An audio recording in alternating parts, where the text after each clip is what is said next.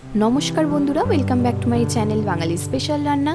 আজকে আবারও নিয়ে চলে এসেছি মায়ের হাতের একটা খুব মজাদার রেসিপি, বেলের শরবত।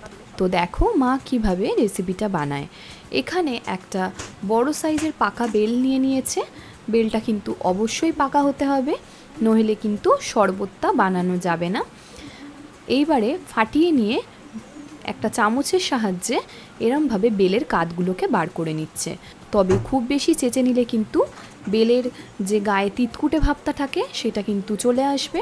সেই জন্য খুব ভালো করে দেখে শুনে জিনিসটা নিতে হবে। এই গরমকাল পড়ছে, গরমকালে কিন্তু আমাদের প্রত্যেকের বাড়িতেই কম বেশি প্রায় ঠান্ডা পানীয় খেতে সকলেই ভালোবাসে। তো এই ধরনের হেলদি খাবারগুলো যদি খাওয়া যায় তাহলে কিন্তু গরমকালে পেটের পক্ষে খুব ভালো, আর শরীরও খুব ভালো থাকে। তো দেখো মায়ের কিন্তু এখানে বেলের কাঠটাকে বার করা হয়ে গেছে। এবারে বেশ কিছুটা পরিমাণে জল দিয়ে দিয়েছে, দিয়ে ভালো করে হাতের সাহায্যে চটকে চটকে ভালো করে বেলের কাঠটাকে বার করে নিতে হবে, যাতে তো তোমরা দেখে বুঝতেই পারছো কত সুন্দরভাবে বার করা হয়ে গেছে কাঠটা।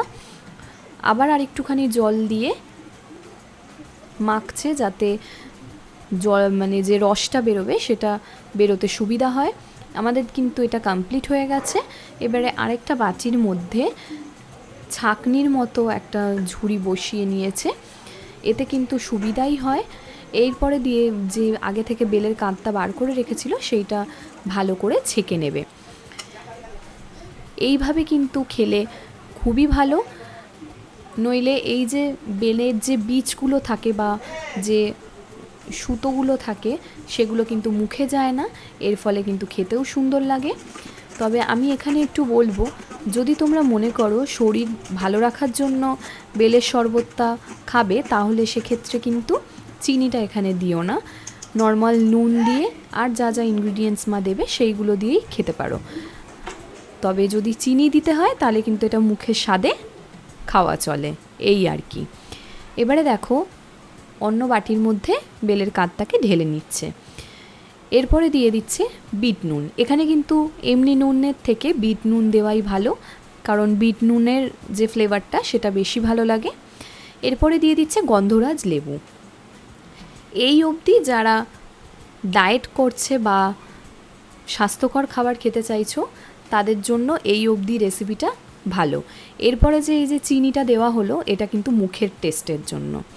তো এখানে 4 চামচ মা চিনি দিয়ে দিয়েছে, দিয়ে ভালো করে একটা হাতার সাহায্যে গুলে নেবে, যাতে চিনিটা খুব ভালোভাবে বেলের শরবতটার সঙ্গে মিশে যায়। তোমরা যারা আমাদের চ্যানেলে নতুন তারা কিন্তু অবশ্যই আমাদের বাঙালি স্পেশাল রান্না চ্যানেলটিকে সাবস্ক্রাইব করতে ভুলো না, আর পাশে থাকা বেল আইকনটিতে কিন্তু অবশ্যই ক্লিক করে দিও নতুন নতুন মজাদার রেসিপির ভিডিও সবার আগে পাওয়ার জন্য। আর পুরো ভিডিওটা কিন্তু স্কিপ না করে দেখতে থাকো, আশা করব তোমাদেরও এই ভিডিওটা ভালো লাগবে। এখানে দেখো বেলের শরবত কিন্তু কমপ্লিট হয়ে গেছে। এবারে ডেকোরেশনের পালা। এখানে 4টে গ্লাস নিয়ে নিয়েছে, তাহলে আমাদের একটা পাকা বেলে মোট 4 গ্লাস শরবত হয়েছে। তো এই রেসিপিটা তোমাদের কেমন লেগেছে সেটা অবশ্যই আমাদের কমেন্ট করে জানিও। বাড়িতে অবশ্যই বানিয়ে দেখো, নিশ্চয়ই ভালো লাগবে। আর বেলের এই যে শরবতটা সেটা কিন্তু খুব বেশি পাতলা করলে ভালো লাগবে না, এরকম মিডিয়াম থাকবে, তখনই কিন্তু ঢেলে একটু ঠান্ডা জল দিয়ে খেতে হবে। এখানে কিন্তু অবশ্য মা ঠান্ডা জল ইউজ করেনি। টাটা, থ্যাংক ইউ।